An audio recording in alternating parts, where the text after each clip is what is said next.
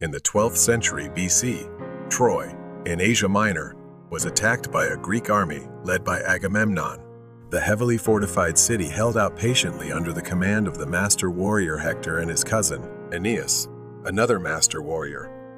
The fierce battle lasted for 10 years. Finally, the Greeks withdrew, leaving a huge wooden horse on the beach. In fact, they pretended to retreat with their fleet. Trojans found the horse on the beach. They mistook it for a gift from the Greeks. They dragged it into the city. However, this caused the city of Troy to collapse after 10 years of defense. At night, while the Trojans were sleeping, drunk with the joy of victory, the Greek soldiers hiding in the horses began to descend.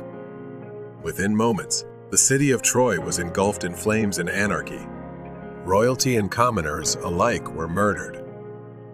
Those who were lucky enough to escape were enslaved. This was the end of Troy, a city of great wealth.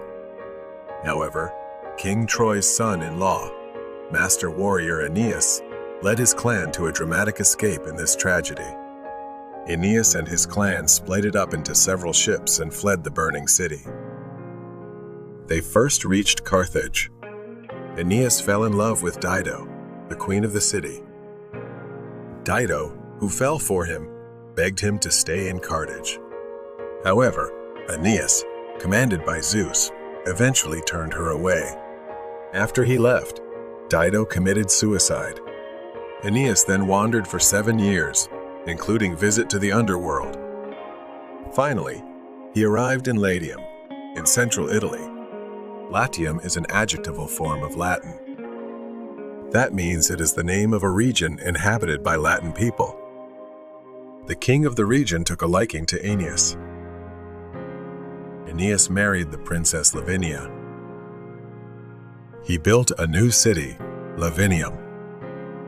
After his death, his son Ascanius, who had escaped from Troy with him, inherited the throne.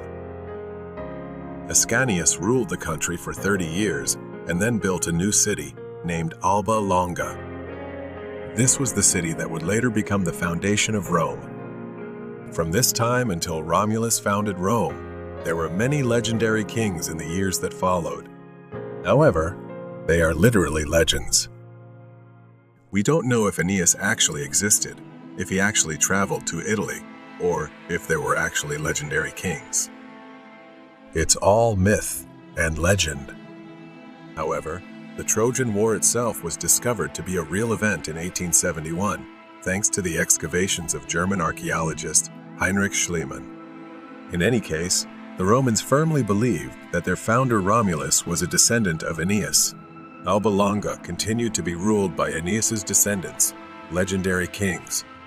However, after about 400 years, a usurpation of the throne occurred in Alba Longa.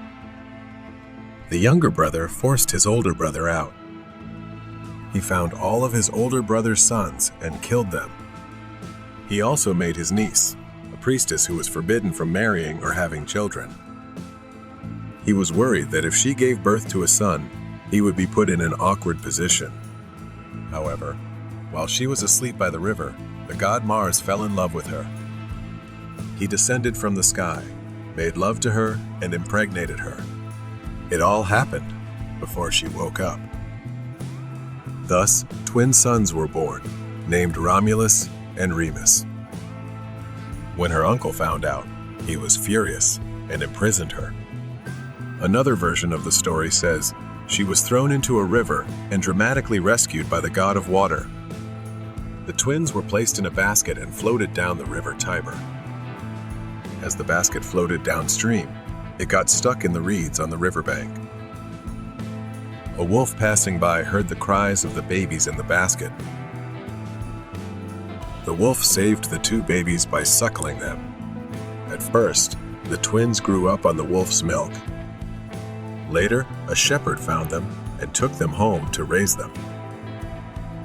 The brothers Romulus and Remus grew up to become the leaders of the shepherds in the area. As they grew in power, they also learned the secret of their birth. They led their men into Alba Longa. They won the battle and killed the king. but their mother had already died in prison. Romulus and Remus restored their grandfather, who had been banished. With their grandfather back in charge of Alba Longa, there was no need for the Romulus brothers to remain there. Instead, they decided to establish their own city with their grandfather's support. The place they chose was the lower reaches of the Tiber River. The lower reaches of the Tiber River allowed for trade and transportation through the river, and the fertile plains around it were suitable for agriculture. Also, the two grew up in the lower reaches of the Tiber River. The choice of the Tiber River basin must have been inevitable for the two. By the way, after defeating a common enemy, the brothers fell out. A fight broke out because they each had different preferences for places in the city. In the end, the brothers agreed to a split rule. Romulus would be based on the Palatine Hill, and Remus would be based on the Aventine Hill. However, a dispute soon arose. Romulus had dug a ditch to mark the boundary between their factions. Remus jumped over it. This was a clear violation of someone else's rights. So it is said Romulus killed Remus. However, the essence of the story is a power struggle. The nature of power is that even fathers and sons cannot share it. There can't be two suns in the sky. The twin brothers were fighting for supremacy, and that's where Romulus won out over Remus. As with the story of Mars and the wolf, we don't know if the story of the Romulus brothers was real or not. Anyway, since Romulus is said to be the first king, you can think of it as a mixture of legend and reality. Rome, named after the founder Romulus, was born like this. It is likely that it started out as a small city-state in 753 BC. Major city-states such as Athens, Sparta, and Thebes were formed or developed in Greece at this time. In China, it was at the beginning of the spring and autumn period. The Bronze Age ended between 1200 and 800 BC. Therefore, Rome was born in the early Iron Age.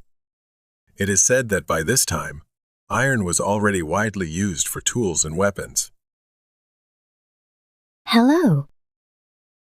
In the next episode, I'll bring you Romulus, the founding king. I will try to convey the vast history of Rome in an easy and fun way. If you press like and subscribe, it will be a great help. Always be happy. Thank you.